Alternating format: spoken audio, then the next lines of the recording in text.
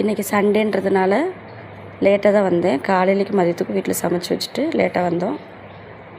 வந்ததுக்கப்புறம் மணி 12:40க்கு அந்த இங்கிலீஷ் ஒர்க்கை முடிக்கிறேன்.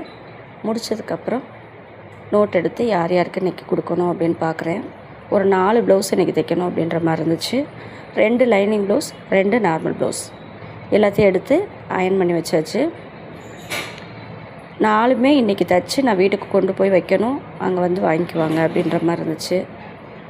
கட்டிங் போட்டுடலாம் நாளையுமே அப்படின்னு ஆரம்பிக்கிறேன். 2:40க்கு ஒரு ப்ளவுஸ் கட்டிங் போட்டு முடிக்கிறேன். அதுக்கப்புறமா சாயந்தரம் 6 மணிக்கு கடையிலே வந்து வாங்கிக்கிறேன்னு இந்த க்ரீன் கலர் ப்ளவுஸ் உள்ள கஸ்டமர் சொன்னாங்க. அவங்க வந்து வாங்கிக்கிறாங்கன்றதுனால அதை முதல்ல தைச்சிருவோம் அப்படின்ட்டு எடுத்து தைக்கிறேன். 3:10க்கு தைக்க ஆரம்பிக்கிறேன். சிம்பிளாக தைச்சி நாட்டு வைக்கிறது மட்டும்தான். ஆனால் நான் நினச்சேன் கண்டிப்பாக 4 ப்ளவுஸை 7 மணிக்கெலாம் முடிச்சுட்டு போயிடலாம் அப்படின்ட்டு. ஆனால் ஒரு 5 கஸ்டமர் வந்துட்டாங்க. மாற்றி சேலை பார்க்குறேன்ட்டு வந்தாங்க, அளவு எடுக்கணும்னு சொல்லிட்டு வந்தாங்க, அளவு கொடுத்துட்டு போகிறதுக்காக ஃப்ராக் தைக்கிறதுக்கு. அப்புறம் சாரீ பார்க்கணுன்னு சொல்லிட்டு மறுபடியும் இன்னொரு கஸ்டமர் வந்தாங்க.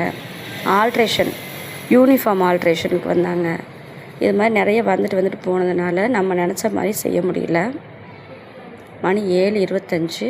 இதை கட்டிங் போடுறேன். இது கண்டிப்பாக கொண்டு போயே ஆகணுன்ற கட்டாயம்.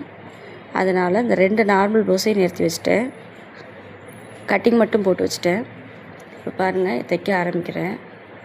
இது சிம்பிளாக தைச்சி லேஸ் ஒர்க் மட்டும் வச்சு முடிக்கிற மாதிரி 9:35 அந்த டைமுக்கு தான் முடிக்க முடிஞ்சுது. முடித்து கொண்டு போய் கொடுத்தாச்சு. மற்ற 2 ப்ளவுஸு நாளைக்கு கொடுத்துட்றேன்னு சொல்லியிருக்கிறேன்.